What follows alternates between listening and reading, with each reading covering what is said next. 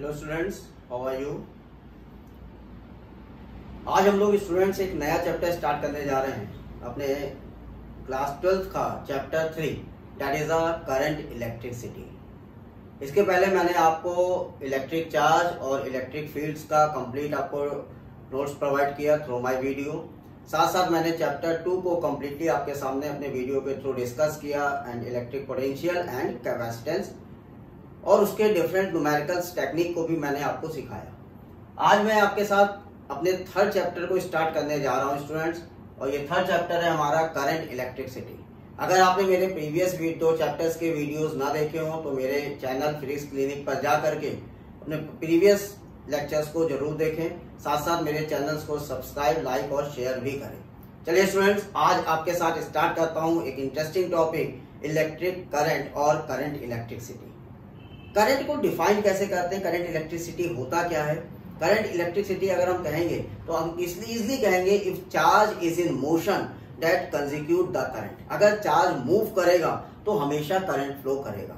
तो current electricity का concept क्या है। करंट इलेक्ट्रिसिटी में we have study the motion of charge. Current electricity में हम लोग चार्ज के मोशन को स्टडी करते हैं। तो हमारा आज का टॉपिक है, आज का चैप्टर है करंट इलेक्ट्रिसिटी। तो करंट इलेक्ट्रिसिटी को हम लोग कैसे डिफाइन कर रहे हैं, the study of electric charge in motion is called current electricity. तो इलेक्ट्रिक चार्ज जब मूव करता है स्टूडेंट, तो हमेशा याद रखिए करंट फ्लो करती है। लेकिन ऐसा नहीं कि इलेक्ट्रिक चार्ज रैंडम मूव करे। Electric charge move in a particular direction. अगर electric charge straight line motion में पर्टिकुलर डायरेक्शन में मूव करना स्टार्ट करते हैं तो वो हमेशा कंजिक्यूट करते हैं करंट को, और यही करंट हमारा कंसेप्ट कहलाता है करंट इलेक्ट्रिसिटी। तो बच्चों, अगर हम करंट इलेक्ट्रिसिटी की बात करेंगे तो हम लोग स्टडी करेंगे the motion of electric charge. अब अगर हम करंट इलेक्ट्रिक करंट को डिफाइन करें तो इसलिए हम लोग कहेंगे electric current is a amount of charge flowing per unit time. Amount of, बिल्कुल बेसिक अगर हम बात करें तो हम कहेंगे amount of charge flowing per unit time across a conductor is called electric current. अगर किसी एक कंडक्टर पर चार्ज फ्लो कर रहा है पर यूनिट टाइम तो वो हमेशा कंजिक्यूट करेगा इलेक्ट्रिक करंट को। तो इलेक्ट्रिक करंट को हम कैसे डिफाइन कर रहे हैं, the flow of charge through a conductor constitute a electric current. अगर चार्ज फ्लो कर रहा है किसी कंडक्टर में तो हमेशा इलेक्ट्रिक करंट को प्रोड्यूस करेगा। लेकिन अगर इलेक्ट्रिक करंट किसी कंडक्टर में स्टूडेंट फ्लो कर रहा है तो उस कंडक्टर में एरिया होगा, उस एरिया के अक्रॉस ही हमारा चार्ज फ्लो करता है। इसका मतलब अगर इलेक्ट्रिक करंट को प्रॉपर डेफिनेशन से हम और आप सीखना चाहेंगे तो हम कहेंगे, तो इलेक्ट्रिक करंट को हम लोग इजिली कहेंगे the amount of charge flowing across the area per unit time. Amount of charge flowing across the area per unit time is called as electric current. तो इलेक्ट्रिक करंट की अगर proper definition आप बोलोगे तो आप कहोगे amount of charge flowing across the area per unit time is called electric current। अगर मैं ये कहूँ ये मेरा मार्कर है तो इस मार्कर का अपना एक एरिया है। अगर इस पर्टिकुलर एरिया पे, इस पूरे मार्कर पर कितने सेकंड में, कितने टाइम पर इस पूरे एरिया पर चार्ज मूव कर रहा है वो कंजिक्यूट करेगा, वो डिफाइन करेगा हमारा इलेक्ट्रिक करंट। इलेक्ट्रिक करंट क्या कहलाता है, अमाउंट ऑफ चार्ज, कितना चार्ज फ्लो किया particular area of conductor per unit time, that is called as electric current. और इसको इजिली हम लोग कहते हैं the current is equal to amount of charge per unit time. तो electric current is defined as electric charge per unit time, और इसको mathematically बच्चों हम लोग लिख देते हैं, आपने क्लास 10th में भी पढ़ा होगा, I is equal to q upon t. तो इलेक्ट्रिक चार्ज करंट को हम लोग I is equal to q upon t में लिखेंगे। लेकिन अगर हम इलेक्ट्रिक करंट को डिफरेंशियल फॉर्म में लिखना चाहते हैं स्टूडेंट्स, तो इलेक्ट्रिक करंट को डिफरेंशियल फॉर्म में भी write I is equal to d q upon d t, where dq is a small value of charge, small amount of charge and small value of time. So small amount of charge per unit small time is called as electric current. Electric current को अलग अलग तरीके से लिख सकते हैं। Mathematically हम लोग जनरली लिखते हैं I is equal to q upon t, define करते हैं amount of charge per unit time. लेकिन अगर डिफरेंशियल फॉर्म में बच्चों आप लिखना चाहोगे तो आप लिख सकते हो I is equal to d q upon d t. तो करंट इलेक्ट्रिसिटी क्या है बच्चों, फिर से रिपीट कर रहा हूं, करंट इलेक्ट्रिसिटी वो का स्टडी जिसमें हम चार्ज के मोशन को पढ़ेंगे वो कहलाएगा करंट इलेक्ट्रिसिटी। करंट को डिफाइन करना चाहे तो हम इजिली कहेंगे the flow of charge through a conductor called as a current. किसी भी कंडक्टर में चार्ज अगर फ्लो करेगा तो वो हमेशा कंजिक्यूट करेगा करंट को। और अगर डेफिनेशन वाइज देखेंगे तो हम कहेंगे amount of charge flowing across a area of conductor per unit time. एक पर्टिकुलर टाइम में कितने चार्ज ने इस मार्कर में फ्लो कर लिया, वो अगर हम फाइंड आउट कर लें तो हम कहेंगे ये इस मार्कर में करंट फ्लो कर रही है। तो electric current the amount of charge flowing across the area of conductor per unit time. Define कैसे करेंगे? Mathematically I is equal to Q by T, differential form I is equal to dQ upon dt, dQ is small value of small amount of charge and dt is small value of time, right?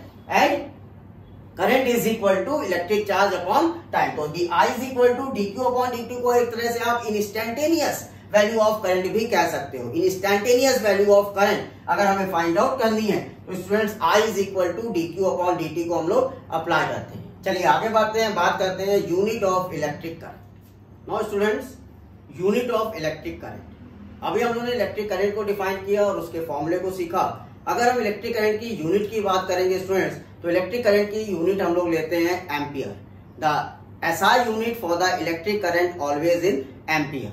और अगर हम एक ampere को define करना चाहते हैं तो हम लोग इजिली कहेंगे if 1 coulomb of charge cross the area in 1 second then the electric current through that area is 1 ampere. अगर 1 कूलम्ब चार्ज किसी एरिया को 1 सेकेंड में क्रॉस करेगा तो उस एरिया में कितनी करंट होगी बच्चों? 1 एम्पियर करंट होगी, राइट? तो 1 एम्पियर अगर आपको डिफाइन करना है तो इजिली आप कह सकते हैं, अगर मान लीजिए मैं कहता हूं ये एरिया 1 है और इसमें 1 कूलम्ब चार्ज 1 सेकेंड में क्रॉस कर जाता है, इस पूरे एरिया में 1 कूलम्ब चार्ज 1 सेकेंड में क्रॉस करता है, तो हम कहेंगे इस एरिया में करंट कितनी फ्लो कर रही है? 1 एम्पियर। तो अगर हम यूनिट ऑफ करंट की बात करें बच्चों तो हम कहेंगे unit for electric current is in ampere. इसको हम लोग कैपिटल ए से भी डिफाइन करेंगे। तो this is a SI unit for the electric current, right? तो इलेक्ट्रिक करंट का SI यूनिट होगा एम्पियर। तो unit for the electric current is in ampere. और अगर 1 एम्पियर को डिफाइन करेंगे आप तो एम्पियर हमें पता है कि I इज इक्वल टू होता है Q upon T. If Q is equal to 1 coulomb and I is equal T is equal to 1 second, so here we get I is equal to 1 ampere. So 1 ampere कैसे define किया? Definition ये लिखा हुआ है, if 1 coulomb of charge cross the area in 1 second then the electric current through that area is 1 ampere. उस समय उस area में कितनी इलेक्ट्रिक करंट होगी? 1 एम्पियर होगी। सो इलेक्ट्रिक करंट का यूनिट क्या डिसाइड हो गया? एम्पियर। नॉर्मली अगर हम लोग बात करें तो हम लोग करंट को अदर यूनिट में भी ले सकते हैं। मीन्स अगर हमने 1 मिली एम्पियर लिखा है स्टूडेंट्स, इसको हम लोग कहेंगे 10⁻³ एम्पियर। अगर हमने 1 माइक्रो एम्पियर लिया है इसको हम लोग कहेंगे 10⁻⁶ एम्पियर। तो 1 milli ampere is 10⁻³ ampere and 1 micro ampere is 10⁻⁶ ampere. Okay, अगर डोमेस्टिक अप्लायंसेस में आप करंट बात करोगे तो डोमेस्टिक अप्लायंसेस में करंट की रिक्वायरमेंट होती है 1 एम्पियर।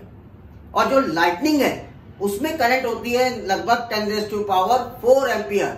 और अगर हमारा नर्व सिस्टम है तो उसमें करंट होती है लगभग 10⁻⁶ एम्पियर। कभी कभी आपने बच्चों ने ध्यान दिया होगा, आप कभी बिजली का काम कर रहे हो आपको झटका लग जाता है।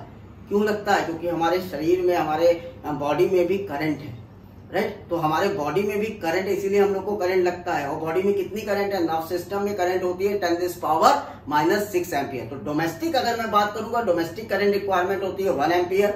लाइटनिंग जो होती है वो करंट को रिक्वायर करती है 10⁻⁴ एम्पियर अप्रॉक्स।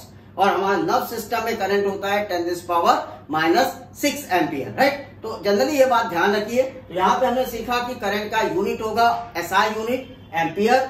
अगर स्मॉल वैल्यूज करंट को आप देखना चाहोगे तो मिली एम्पियर और माइक्रो एम्पियर में देखोगे। मिली एम्पियर में आप कहोगे 1 milli ampere is 10⁻³ ampere, 1 micro ampere is 10⁻⁶ ampere. और अगर आप 1 एम्पियर को डिफाइन करोगे तो आप कहोगे अगर 1 कूलम्ब चार्ज किसी एरिया पर 1 सेकेंड में फ्लो कर जाता है तो उस एरिया में कितनी करंट है? 1 एम्पियर करंट है। If 1 coulomb charge cross the area in 1 second, then the electric current through that area is 1 ampere. Okay, तो आपको समझ में आ गया होगा इलेक्ट्रिक करंट का यूनिट हमें क्या लेना है? एम्पियर लेना है। डोमेस्टिक में कितनी करंट रिक्वायरमेंट होती है अप्लायंसेस के लिए? 1 एम्पियर। लाइटनिंग कितना करंट कंज्यूम करता है? 10⁴ एम्पियर अप्रॉक्स। और नर्व सिस्टम में लगभग कितनी करंट होती है बच्चों? 10⁻⁻6 एम्पियर। ओके, चलिए आगे बढ़ते हैं, बात करते हैं कन्वेंशनल करंट एंड इलेक्ट्रॉनिक। बच्चों बात करते हैं कन्वेंशनल करंट और इलेक्ट्रॉनिक करंट क्या डिफरेंस होता है। देखिए कन्वेंशनल करंट का कंसेप्ट क्या है कि देखिए हमारे पास बेसिकली जो है दो तरह के चार्जेस होते हैं, positive charge and negative charge. बात को ध्यान रखिए, पॉजिटिव चार्ज जिस डायरेक्शन में मूव करते हैं उसी डायरेक्शन में करंट भी मूव करता है। जिस डायरेक्शन में पॉजिटिव चार्ज मूव करेंगे सेम डायरेक्शन में करंट भी मूव करेगा। सो अगर कन्वेंशनल करंट की लॉजिकल बात करें कि करंट कैसे मूव करता है, तो हमेशा पॉजिटिव चार्ज को ही अगर आप देखें तो आप कहेंगे conventional current is always in the direction of positive charge. तो by the convention the direction of motion of positive charge is taken in the direction of electric current. तो अगर मैं बात करूं यहाँ पर देखिएगा स्टूडेंट्स, मैं अगर कन्वेंशनल करंट को आपको बात करूं तो अगर कन्वेंशनल मतलब एक करंट का सिद्धांत अगर देखें, नॉर्मल पहले लॉजिक बनाए, तो मैंने कहा एक पॉजिटिव चार्जेस जो हैं वो पॉजिटिव चार्जेस अगर इस डायरेक्शन में ऐसे मूव कर रहा है तो जिस डायरेक्शन में पॉजिटिव चार्जेस मूव कर रहा है मेरी करंट भी उसी डायरेक्शन में ही मूव करेगा and that is called as conventional current. तो कन्वेंशनल करंट का कंसेप्ट ये कहता है कि पॉजिटिव चार्ज इस डायरेक्शन में मूव करते हैं, करंट भी हमेशा उसी डायरेक्शन में मूव करता है। लेकिन हमारे पास दूसरा टाइप का भी चार्ज है जिसे हम कहते हैं इलेक्ट्रॉन, और इलेक्ट्रॉन हमेशा नेगेटिव चार्ज होता है। तो अगर आप नेगेटिव चार्जेस को देखिए तो नेगेटिव चार्जेस अगर हमारे पास हैं बच्चों, तो नेगेटिव चार्जेस जो हैं वो हमेशा पॉजिटिव चार्जेस के अपोजिट डायरेक्शन में मूव करेंगे, राइट। तो नेगेटिव चार्जेस हमारे इस डायरेक्शन में मूव कर रहे हैं, लेकिन इन पर जो चार्ज वैल्यू है वो पॉजिटिव चार्ज के इक्वल होती है। तो इक्विवेलेंट अगर इसका कन्वेंशनल डायरेक्शन देखें तो कन्वेंशनल डायरेक्शन तो सेम इधर ही होना चाहिए, लेकिन हमेशा इलेक्ट्रॉन जिस डायरेक्शन में मूव करता है, इलेक्ट्रॉन जिस डायरेक्शन में मूव करता है उसके अपोजिट डायरेक्शन में कन्वेंशनल करंट मूव करती है। तो इलेक्ट्रॉन जिस डायरेक्शन मूव करेगा, चार्ज इधर आ रहा है तो करंट हमेशा अपोजिट डायरेक्शन में मूव करेगा। तो this is the conventional current. तो कन्वेंशनल करंट का डायरेक्शन हमेशा लाइक दिस, ऐसे हो। तो इन जिस डायरेक्शन में चार्ज मूव करते हैं उसी डायरेक्शन में पॉजिटिव के लिए सेम डायरेक्शन में मूव करता है, लेकिन नेगेटिव चार्ज के लिए हमेशा अपोजिट डायरेक्शन में मूव करता है। तो नेगेटिव चार्ज हमारे ऐसे मूव कर रहे हैं तो इसके अपोजिट डायरेक्शन में कन्वेंशनल करंट मूव करेगी। लेकिन अगर इलेक्ट्रॉनिक करंट को आप बात करोगे तो electronic current is always opposite to the conventional current. तो अगर नेगेटिव इलेक्ट्रॉन के लिए आप बात कर रहे हो तो अगर करंट को आप देखो तो जिस डायरेक्शन में इलेक्ट्रॉन चल रहा है उसी डायरेक्शन में करंट भी चलना चाहिए। तो इलेक्ट्रॉन के लिए अगर इसी को सेम डायरेक्शन ले तो इसे हम कह देंगे इलेक्ट्रॉनिक करंट।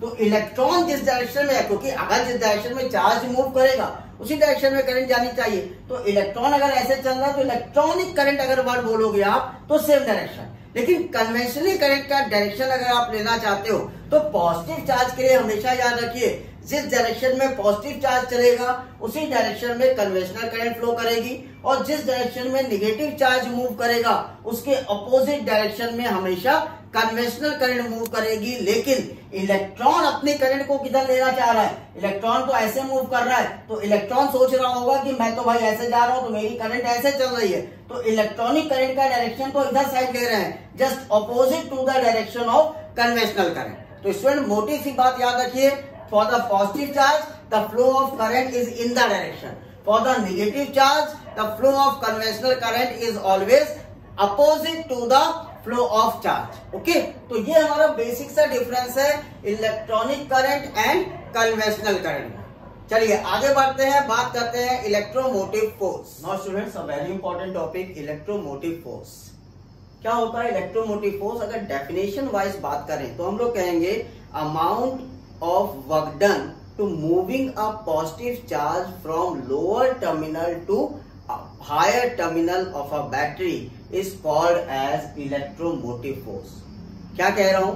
अगर मैं इलेक्ट्रोमोटिव फोर्स को डिफाइन करूंगा तो मैं कहूंगा electromotive force may be defined as amount of work done to moving a positive charge from lower to higher terminal of a battery. Battery के लोअर से हायर टर्मिनल पर किसी पॉजिटिव चार्ज को लाने में जितना वर्क डन आप करोगे, that work done ratio with charge is called as electromotive force. तो इलेक्ट्रोमोटिव फोर्स को अगर डेफिनेशन वाइज हम लोग लिखें तो हम लोग कहेंगे electromotive force may be defined as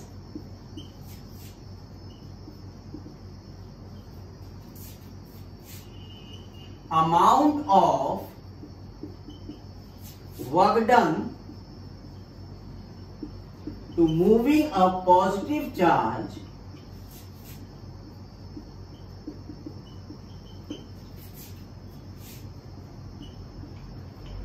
from lower to higher terminal।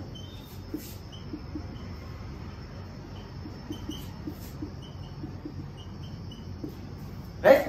तो इलेक्ट्रोमोटिव फोर्स को बेटा हम लोग डिफाइन करते हैं EMF भी कह सकते हैं, EMF electromotive force, and that is defined as work done upon charge.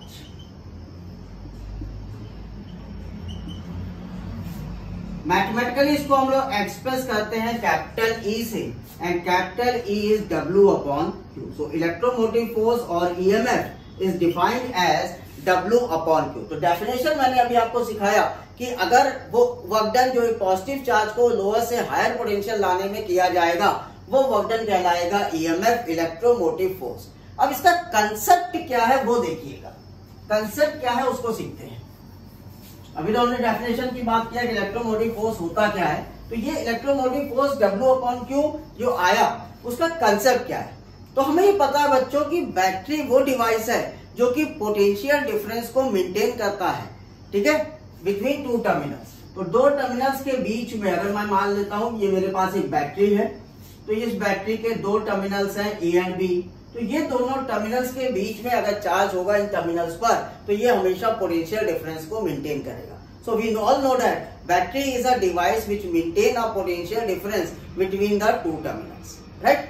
अब अगर हम कहते हैं कि दो टर्मिनल्स हमारे पास A और B है, तो इनमें केमिकल रिएक्शंस होगा इनके इलेक्ट्रोलाइट में, उस केमिकल रिएक्शन से फोर्स एक्सर्ट होगा on the charge on that terminals. In charges पर फोर्स जो है वो एक्सर्ट करेगा इनके चार्जेस पर, और वो फोर्स क्या है, फोर्स ड्राइव करेगा पॉजिटिव चार्ज को टुवर्ड्स A टर्मिनल और नेगेटिव चार्ज को टुवर्ड्स B टर्मिनल। फिर से समझिएगा, बैटरी क्या होता है, battery is a device which maintain the potential difference between to terminal, okay. और अगर केमिकल रिएक्शन हो रहा है इलेक्ट्रोलाइट्स में, तो इनके केमिकल रिएक्शन से फोर्स एक्सर्ट होगा इनके चार्जेस पर, और वो जो फोर्स एक्सर्ट होगा वो फोर्स पॉजिटिव चार्ज को डिराइव करेगा from terminal B to terminal A, और निगेटिव चार्ज को डिराइव करेगा terminal A to terminal B। तो पॉजिटिव चार्ज को डिराइव करेगा टर्मिनल A की तरफ टुवर्ड्स A, और निगेटिव चार्ज को डिराइव करेगा टुवर्ड्स B, ओके। अब अगर हम कहते हैं कि ये प्लेट मेरी पॉजिटिव है और ये निगेटिव है, तो हमने सपोज किया, सपोज अ पॉजिटिव चार्ज Q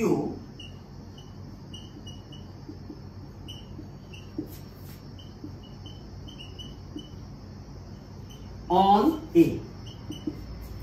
प्लेट पे पॉजिटिव चार्ज Q हमने मान लिया, राइट। तो A प्लेट पर फोर्स जो होगा, ये पॉजिटिव चार्ज आया किधर होगा, निगेटिव से चल के पॉजिटिव पर, क्योंकि यहाँ पे एक फोर्स एक्सर्ट हुआ केमिकल रिएक्शन से जिसने कि टुवर्ड्स A पर पॉजिटिव चार्ज को डेवलप किया। तो हमने सपोज किया positive charge Q on A, so force on the positive charge Q कितना होना चाहिए, force on positive charge Q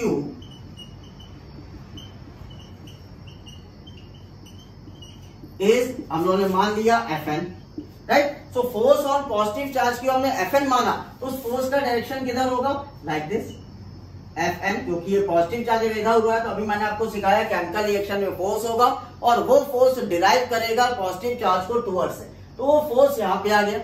अब देखिए, अगर इन पर चार्जेस डेवलप हो गए, यहाँ पॉजिटिव चार्ज आया तो इस प्लेट को वो निगेटिव बनाएगा, और अगर इन दोनों प्लेट पर पॉजिटिव नेगेटिव डेवलप हुआ तो इनके बीच में पोटेंशियल डिफरेंस डेवलप हो जाएगा। इन दोनों प्लेट्स के बीच में क्या डेवलप हो जाएगा, पोटेंशियल डिफरेंस, और वो पोटेंशियल डिफरेंस इन प्लेट्स के बीच में इलेक्ट्रिक फील्ड को सेटअप कर देगा। बात समझिएगा, हमने ये सपोज किया कि पॉजिटिव चार्ज प्लेट ए पर है। अब इस प्लेट ए पे पॉजिटिव चार्ज आया कैसे होगा? जब फोर्स एक्सर्ट हुआ होगा तो वो फोर्स पॉजिटिव चार्ज को टुवर्ड्स ए लेकर के आया, यानी प्लेट ए को उसने पॉजिटिव किया तो प्लेट बी कैसा हो गया? इंडक्शन के थ्रू निगेटिव हो गया। जब प्लेट बी मेरा निगेटिव हुआ तो पॉजिटिव निगेटिव चार्ज ने यहां पर पोटेंशियल डिफरेंस को मेंटेन किया। इस पोटेंशियल डिफरेंस के कारण इन दोनों प्लेट्स के बीच में इलेक्ट्रिक फील्ड सेटअप हुआ, और वो इलेक्ट्रिक फील्ड अगर हम कहते हैं तो उस इलेक्ट्रिक फील्ड ने इस चार्ज Q से अपने आप को एक फोर्स और डेवलप किया, जो कि हमारे इस Fn फोर्स के अपोजिट डायरेक्शन में फोर्स अप्लाई हो गया। Fe क्या है? Force due to electric field. जो इलेक्ट्रिक फील्ड यहाँ पर डेवलप हुआ होगा, उस इलेक्ट्रिक फील्ड ने बच्चों क्या किया? इस चार्ज Q के साथ मिल करके फोर्स को डेवलप कर दिया। तो हमें पता है कि charge multiplied by electric field force develop होगा। तो इलेक्ट्रिक फील्ड जब सेटअप हुआ तो उस इलेक्ट्रिक फील्ड ने चार्ज के साथ फोर्स को डेवलप किया, और उस फोर्स का डायरेक्शन +2 माइनस होगा, तो वो फोर्स अपोजिट हो गया इस Fn फोर्स के। एट द स्टेडी स्टेट, बात को समझिएगा, at steady condition, steady condition मतलब अब कोई चार्ज का फ्लो नहीं हो रहा है इधर इन दोनों के बीच में, तो स्टेडी कंडीशन पर Fn Fe के इक्वल होगा। स्टेडी कंडीशन पर हमेशा Fn Fe के इक्वल होगा। इतनी बात बच्चों समझ में आई? अब समझिए आगे बात को।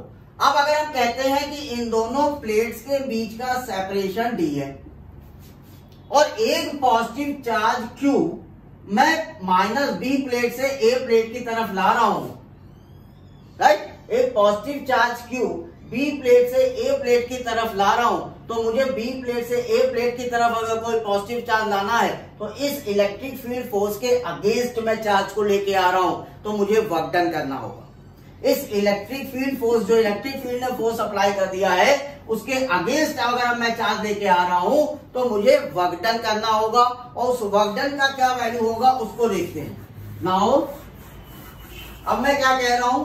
Work done to moving a charge Q from B to A। कितना वर्क डन होना चाहिए? वर्क डन हो जाना चाहिए Fn इंटू डी। क्यों Fn इंटू डी होना चाहिए? क्योंकि फोर्स तो ये लगा रहा है, यही तो टुवर्ड्स A की तरफ पॉजिटिव चार्ज को भेज रहा है, तो Q इंटू Fn वाला force into D, the distance between two terminal, तो वर्क डन हो गया फोर्स Fn इंटू डी। अब अगर हम इलेक्ट्रोमोटिव फोर्स को डिफाइन करें तो हम कहेंगे कि एक नया टर्म हमारे सामने आया, EMF, that is work done upon charge. तो वर्क डन अपॉन चार्ज हमारा क्या हो गया? वर्क डन अपॉन चार्ज हो गया Fn D upon Q, right? तो ये वर्क डन अपॉन चार्ज यानी कि कितना वर्क डन करना पड़ा इस पॉजिटिव चार्ज को प्लेट B से A तक लाने में, that develop a new physical quantity that is called as a EMF। तो EMF को कैसे डिफाइन कर रहे हैं? The amount of charge moving from lower potential to higher potential, the amount of work done moving a positive charge from lower potential to higher potential is called as EMF। इसी को हम लोग कहते हैं EMF, electromotive force. तो अभी मैंने definition में आपको शुरू में ही सिखाया कि डेफिनेशन क्या होगी? The amount of work done to moving a positive charge from lower potential to higher potential is called as a EMF, right? आगे इसका एक कंसेप्ट और है कि अगर मैंने इस बैटरी को डिस्कनेक्ट किया हुआ, यानी कि बैटरी को किसी के साथ कनेक्ट अभी नहीं किया है, किसी सर्किट में कनेक्ट नहीं किया है, तो उस कंडीशन पे हम लोग कहते हैं the EMF is always equal to the potential difference between two terminals. कैसे? उसको आगे सीख। चलिए बच्चों, एक नई बात सिखाता हूं आपको। जब कभी भी आपने कहा होगा बैटरी पर वोल्टेज जो है मेरी 12 वोल्ट है, ये नहीं बोला होगा कि बैटरी पर EMF 12 वोल्ट है, जबकि बैटरी पर अगर सोर्स पे, बैटरी मतलब सोर्स पे अगर हम लोग बात करते हैं बच्चों, तो सोर्स पे बात करते हैं EMF की। सोर्स पर क्या होता है? EMF होता है। लेकिन हम लोग अपने वर्डिंग्स में जनरली बात करते हैं बैटरी वोल्टेज 12 वोल्ट। तो बैटरी वोल्टेज का मतलब क्या है? मान लीजिए मैंने ये बैटरी है, इस बैटरी को ओपन रखा हुआ, ओपन मतलब इसको एक्सटर्नली किसी सर्किट के साथ नहीं कनेक्ट किया है, उस समय मैं कहता हूं the EMF of that battery is equal to the maximum potential difference. EMF of that battery is equal to the maximum potential difference. तो वही बात मैं आपको सिखाने जा रहा हूं, EMF of a source is equal to the maximum potential difference between its terminal if it is open circuit. मतलब अगर आपने अपने हाथ में बैटरी को पकड़ा हुआ है तो आप कहोगे मेरी बैटरी 12 वोल्ट की है, तो 12 वोल्ट क्या उनके बीच का पोटेंशियल डिफरेंस है, यानी उसका ईएमएफ है। तो बैटरी अगर ओपन सर्किट है, किसी सर्किट के साथ कनेक्टेड नहीं है, तो उस पर जो पोटेंशियल डिफरेंस होता है वो मैक्सिमम होता है और किसके इक्वल होता है, उस बैटरी के ईएमएफ के इक्वल होता है। अब बात आई कैसे, तो अगर आपका बैटरी ओपन सर्किट है यानी आपने एक्सटर्नली कनेक्ट नहीं किया है, मतलब if source is not connected externally,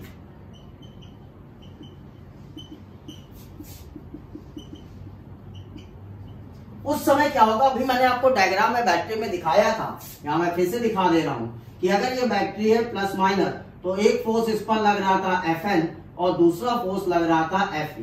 ये फोर्स इलेक्ट्रिक फील्ड के कारण लग रहा था और ये वाला फोर्स जब केमिकल रिएक्शन हुआ तो चार्ज बी प्लेट से ए प्लेट की तरफ मूव करना शुरू हुआ, उस कारण जो पॉजिटिव चार्ज था उसने फोर्स अप्लाई जो किया था वो फोर्स है Fn। ओके, ये बात तो मैंने पहले आपको सिखाया। लेकिन अगर उसके साथ एक पॉइंट और लिखा था बच्चों, at the study state these forces are equal. तो अगर ओपन सर्किट है इसका मतलब चार्ज का फ्लो नहीं हो रहा है, अब चार्ज रुका हुआ, आप हाथ में पकड़े हो तो चार्ज का फ्लो नहीं हो रहा है, चार्ज तभी फ्लो होगा जब इसको आप सर्किट को कनेक्ट कर लोगे। तो चार्ज नहीं फ्लो हो रहा है, इसका मतलब ओपन सर्किट है, स्टडी स्टेट में है, तो उस कंडीशन पे आप कहोगे कि Fe is equal to Fn, दोनों फोर्स इक्वल है। और इन दोनों बैटरी टर्मिनल के बीच की डिस्टेंस कितना माना था, d माना था। अगर इस दोनों पे मैं d का मल्टीप्लाई कर दूं तो मैं क्या कहूंगा, FED is equal to Fn into D. Okay, Fe और Fn था कितना, charge multiplied by electric field हो जाएगा, तो QED is equal to QED। और ED कितना होता है, E into D is potential, तो इसको हम QV लिख सकते हैं। कैसे V लिखा, क्योंकि electric field multiplied by distance is potential, तो ये फोर्स किसके बराबर हो गया, QV के। अब EMF का फॉर्मूला देखिए, EMF का फॉर्मूला आपने अभी क्या निकाला था, EMF का फॉर्मूला निकाला था आपने FND अपॉन Q। FND की वैल्यू अब कितनी है, FND की वैल्यू किसके बराबर है, QV के बराबर, इसको QV अपॉन V Q लिख दो, Q से Q cancel, this is equal to V। इसका मतलब जब भी ओपन सर्किट होगा तो उस समय E की वैल्यू किसके बराबर होगी, V के बराबर है। V is what, that is a potential difference.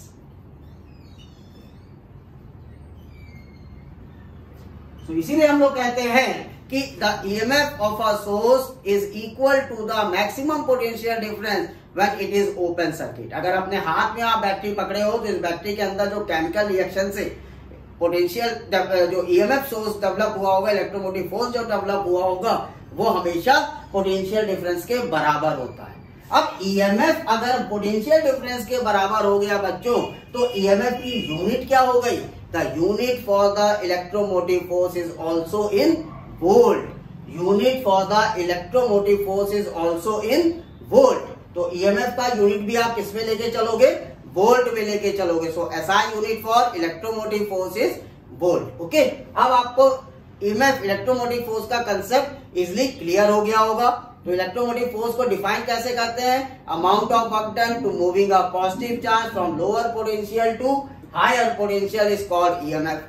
दूसरा पॉइंट याद रखिए बस कि अगर ओपन सर्किट है तो ईएमएफ बैटरी का हमेशा, बैटरी मतलब सोर्स, बैटरी का हमेशा पोटेंशियल डिफरेंस के इक्वल होगा।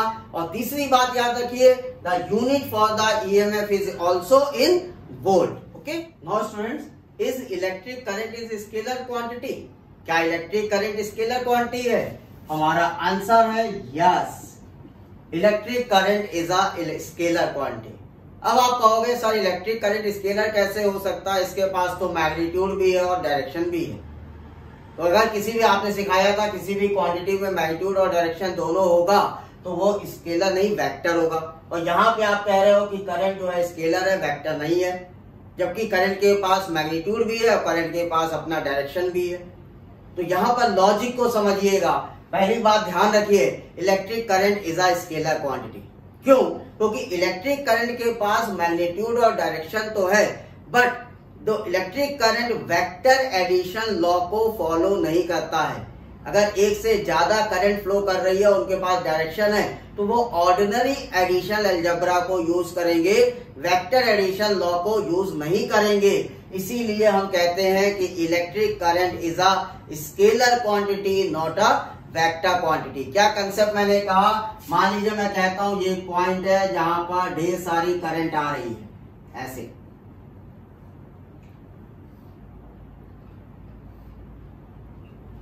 Right, I1, I2, I3, I4, I5, I6, I से करंट को डिफाइन करते हैं, ठीक है। तो ढेर सारी करंट इस पॉइंट पे आ रही है, करंट के पास अलग अलग मैग्नीट्यूड भी है, करंट के पास डायरेक्शन भी है, लेकिन फिर भी ये स्केलर है। क्यों? Because electric current follow the or obey the normal addition law. It does not or do not obey vector addition. Okay, so electric current कभी भी वेक्टर एडिशन लॉ को फॉलो नहीं करता है, इसलिए यह हमेशा स्केलर है। अब कैसे करेंगे? अगर करंट इनसाइड आ रही है बच्चा, तो हमेशा पॉजिटिव साइन लीजिए। करंट बाहर जा रही है किसी पॉइंट से, तो हमेशा निगेटिव लीजिए। तो अगर आप यहाँ पे ऐड करिए, ये I1 अंदर आ रहा है, प्लस I2 भी अंदर आ रहा है, प्लस I3 बाहर निकल रहा है, माइनस I4 बाहर आ रहा है, minus I5 inside, plus I6 outside, minus. तो आपने यहाँ पे प्लस माइनस का साइन तो लगाया, लेकिन यहाँ पर आपने नॉर्मल एडिशन को फॉलो किया है, वेक्टर एडिशन को फॉलो नहीं किया है। इसलिए हम कहते हैं electric current is a scalar quantity, not a vector quantity. Okay, now students बात करते हैं ओम्स लॉ। ओम्स लॉ हमसे क्या कहता है, इसका स्टेटमेंट क्या कहता है वो समझिएगा। The current flowing through a conductor is directly proportional to the potential difference across its end provided the temperature and other physical quantities or conditions are remain unchanged। तो हमसे कह क्या रहा है ओम्स लॉ? फिर से पढ़िएगा, फिर से समझिए। Current flowing in a conductor is directly proportional to the potential difference across its end provided the physical conditions like temperature, pressure are unchanged. तो ओम्स लॉ ने हमसे कहा कि अगर कोई कंडक्टर है, तो उस कंडक्टर पे करंट जो है वो हमेशा डायरेक्टली प्रोपोर्शनल होगा पोटेंशियल डिफरेंस के। लेकिन उसकी एक कंडीशन लगाया कि जो फिजिकल कंडीशंस, प्रेशर और टेम्परेचर्स हैं, वो अनचेंज होने चाहिए, यानी कि वो बदलने नहीं चाहिए, वेरिएबल नहीं होने चाहिए। तो Ohm's law says the current flow through a conductor is directly proportional to potential difference across its end provided the physical conditions remain unchanged. मतलब क्या हुआ? यहां पे अगर ये वर्ड देखिए, potential difference proportional to current means V proportional to I, और अगर इस प्रोपोर्शनैलिटी को इक्वलिटी में कन्वर्ट करेंगे तो एक कांस्टेंट यूज करेंगे, and that constant is R, where R is known as resistance of the conductor, where R is what? R is resistance of the conductor।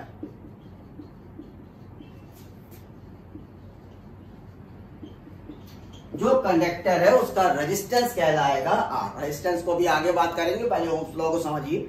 अब देखिए हम लोग क्या कहते हैं, हम लोग कहते हैं भाई ये सर्किट है, तो इस कंडक्टर पर मैंने बैटरी लगाया होगा।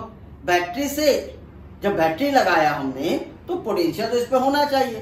तो इसका मतलब करंट, हमारा क्या लॉजिक होता है? हमारा लॉजिक होता है कि भाई जब बैटरी लगाएंगे तो करंट फ्लो करेगा, तो करंट प्रोपोर्शनल टू पोटेंशियल होना चाहिए।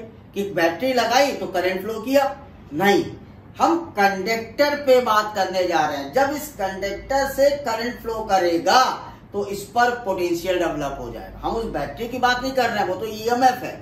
राइट। लेकिन जब उस बैटरी के थ्रू इस कंडक्टर पे करंट गुजरा तो इसने इस बैटरी के इस कंडक्टर के एंड पर पोटेंशियल को डेवलप किया। तो करंट ने इस पर पोटेंशियल को डेवलप किया, इसीलिए पोटेंशियल प्रोपोर्शनल टू करंट हुआ और फॉर्मूला बना V is equal to R I या V is equal to I R, जहां पर R को हम कहते हैं रेजिस्टेंस ऑफ द कंडक्टर और इस R, ये जो R है रेजिस्टेंस है, it is independent of voltage and current. ये रेजिस्टेंस जो है वो इंडिपेंडेंट होता है पोटेंशियल डिफरेंस V और I के। अब बात आती है V और I पर, तो इंडिपेंडेंट है तो R डिपेंड किस पे करता है? R is depend upon nature of the conductor, length of the conductor, area of the conductor, physical conditions like temperature etcetera. तो R किस पर डिपेंड करता है? कंडक्टर के नेचर पर, कंडक्टर की लेंथ पर, कंडक्टर के एरिया ऑफ क्रॉस सेक्शन पर, साथ साथ फिजिकल कंडीशन पर। R इंडिपेंडेंट होता है V और I के। फिर से मैं बता रहा हूं, ओम्स लॉ क्या कह रहा है? Current flow through a conductor is directly proportional to the potential difference across its end provided the physical conditions are unchanged. Means potential difference is proportional to current, V proportional to I or V is equal to IR. R is known as resistance of the conductor and it is independent of potential and current but depend upon length of conductor, area of conductor, nature of conductor and physical condition. Okay तो ये हमारा basic सा concept है। साथ साथ अगर potential और current के बीच में आप ग्राफ बनाओगे तो वो ग्राफ आपको हमेशा लीनियर मिलेगा। तो रेजिस्टेंस के लिए मैंने आपसे क्या बताया, मैं यहां पर लिख दे रहा हूं, तो नोट करिए। R is independent of V and I but depend upon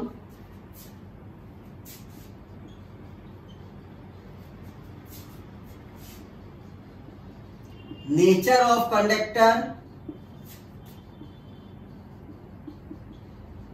length and area of conductor and physical condition like temperature etc.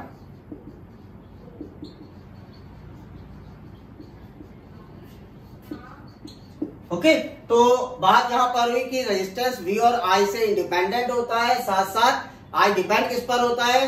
Nature of conductor, length and area of conductor as well as physical condition, temperature, pressure etcetera.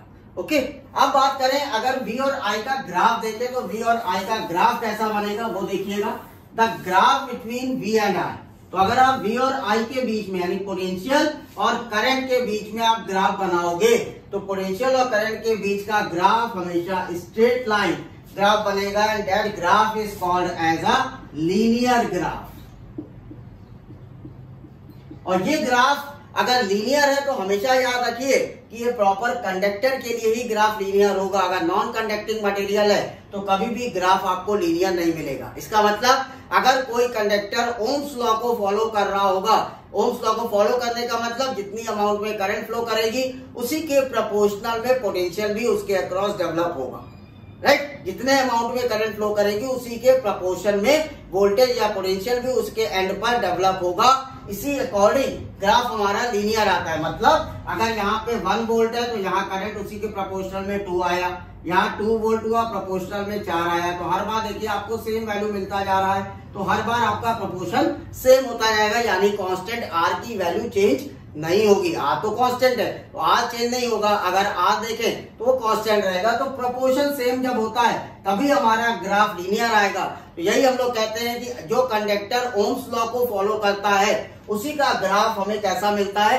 Straight line graph मिलता है, linear graph मिलता है। Okay student, चलिए आगे बढ़ते हैं, बात करते हैं रेजिस्टेंस क्या होता है, उसको कैसे डिफाइन करते हैं। नाउ स्टूडेंट्स बात करते हैं रेजिस्टेंस के लिए।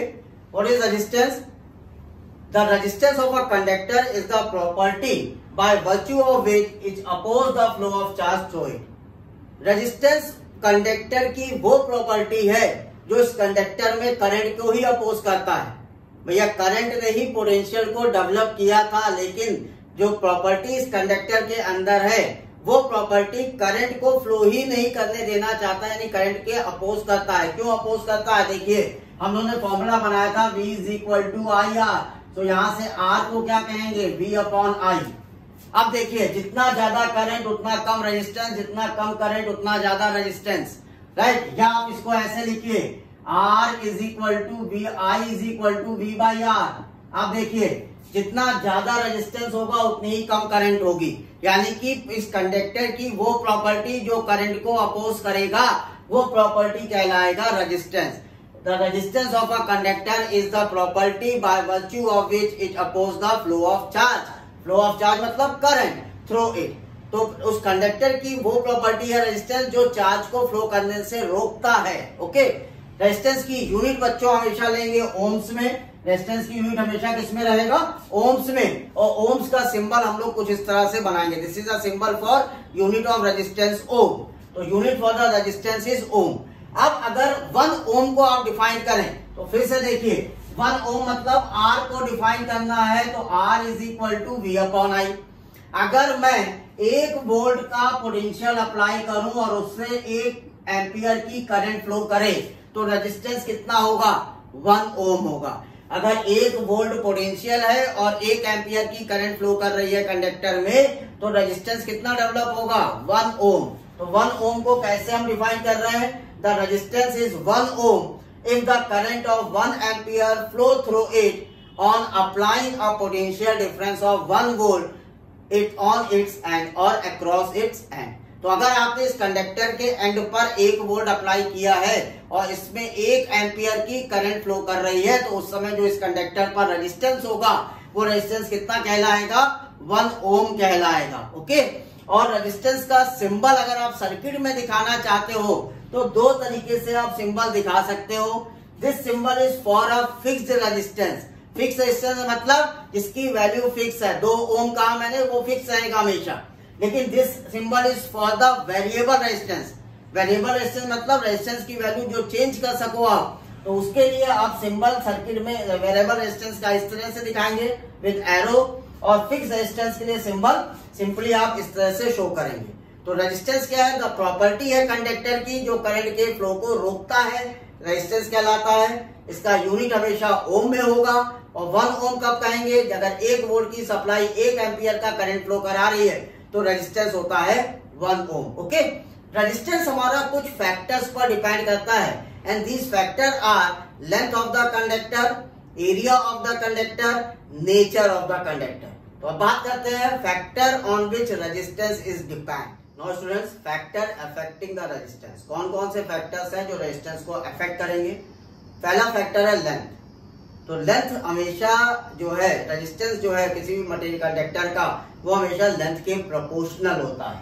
The resistance R of the conductor directly proportional to its length. इसका मतलब अगर किसी कंडक्टर की लेंथ आप बढ़ाओगे तो उसका रेजिस्टेंस भी बढ़ेगा, राइट। किसी कंडक्टर की लेंथ आप बढ़ा रहे हो तो रेजिस्टेंस इंक्रीज करेगा। It means resistance always directly proportional to length, R proportional to L. Area of cross section, resistance जो है वो एरिया के इनवर्सली प्रोपोर्शनल होता है। इसका मतलब resistance of the conductor is inversely proportional to area of a cross section. R is inversely proportional to A. जितना conductor पतला होगा उतना रेजिस्टेंस ज्यादा होगा। इसका मतलब रेजिस्टेंस जो है एरिया पर डिपेंड कर रहा है। अगर एरिया कम होगा तो रेजिस्टेंस बढ़ जाएगा, इंक्रीज करेगा। और हमें पता है कि रेजिस्टेंस बढ़ेगा तो करंट ऑटोमेटिक क्या होगी? डिक्रीज कर जाएगी। इसीलिए आप देखते होंगे आपके जो वायर होते हैं घर के बाहर लगे हुए वायर हैं या आपके घर में बिजली के तार जो लगे हुए हैं वो हमेशा मोटे होते हैं। मोटे क्यों होते हैं? क्योंकि अगर मोटे होंगे क्रॉस सेक्शन ज्यादा होगा तो एरिया ज्यादा होने से रेजिस्टेंस कम हो जाएगा, और रेजिस्टेंस कम होगा तो हमारा करंट ज्यादा फ्लो करेगा। क्योंकि अभी मैंने आपको पहले बताया कि होम अप्लायंसेस में करंट 1 एम्पियर्स में होती है। तो एम्पियर में करंट तभी फ्लो करेगा जब आपका area of cross section conductor का ज्यादा होगा। तो रेजिस्टेंस हमेशा एरिया के इनवर्सली प्रोपोर्शनल होगा। साथ साथ रेजिस्टेंस डिपेंड करता है नेचर ऑफ मटेरियल पर राइट। नेचर ऑफ मटेरियल कैसा है उस पर भी डिपेंड करता है। एल्युमिनियम में अलग रेजिस्टेंस होगा, कॉपर में रेजिस्टेंस की वैल्यू अलग होगी, मैग्नीशियम में अलग होगी, मैग्नीज में अलग होगी। तो अलग अलग मटेरियल पर रेजिस्टेंस की वैल्यू अलग अलग रहती है। तो नेचर ऑफ मटेरियल पे भी हमारा रेजिस्टेंस डिपेंड करता है। तो यहाँ से हमने सीखा कि लेंथ और एरिया पे हमारा रेजिस्टेंस डिपेंड करेगा। यहाँ से हम रेजिस्टेंस का फॉर्मूला बच्चों बना सकते हैं। क्या फॉर्मूला बना सकते हैं वो देखिए। फॉर्मूला हम लोग कैसे बनाएंगे उसको देखिए। रेजिस्टेंस को अगर कभी हमें फाइंड आउट करना है तो कैसे करेंगे, उसका फॉर्मूला कैसे बनाएंगे वो देखिए। तो पहली बात हमने सीखी R प्रोपोर्शनल टू L। दूसरी बात हमने सीखी R inversely proportional to A। इसको दोनों को कंबाइन करिए तो आप कहेंगे R proportional to L upon A। Proportionality को इक्वलिटी में कन्वर्ट करिए, कांस्टेंट यूज करिए रो L अपॉन A। ये कांस्टेंट क्या कहलाता है, इसको पढ़ते हैं रो। ठीक है, तो रेजिस्टेंस निकालने का फॉर्मूला बन गया R is equal to rho L upon A। बात यहाँ पर रो क्या है, where rho is called specific resistance